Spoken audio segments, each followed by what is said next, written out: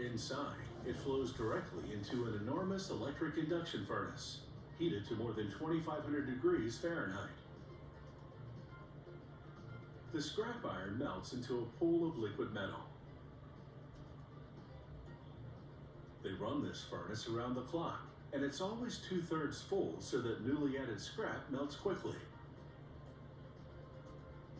Huge hydraulic cylinders tip the furnace forward. The molten iron flows into a ladle.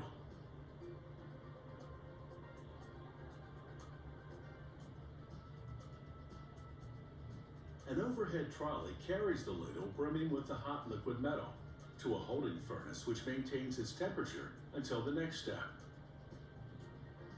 They're now ready to make a two-part casting mold from sand using steel tub patterns. To make one half of the mold, they fill a tub pattern with a mix of moist sand and clay. Hydraulic rams pack it down, and the mix compacts and takes the shape of the pattern. The clay is the bonding agent that causes the mix to hold the shape. Once the rams retract, the mold takes a trip under some blades that scrape off the excess sand. Machinery then lifts this half of the sand mold out of the steel pattern and transfers it to the other half of the mold prepared earlier. The two bathtub molds now come together, leaving a small gap between them. The molten iron, which has been transferred to an automatic pouring system, flows into portals in the top of the mold and into the gap at the center. The bathtub molds then move to a cooling line, and after chilling here for about 20 minutes, the iron inside solidifies. Then it's into a shaker device that breaks apart the sand mold, revealing the newly cast iron bathtub. A robot retrieves the bathtub and stacks it.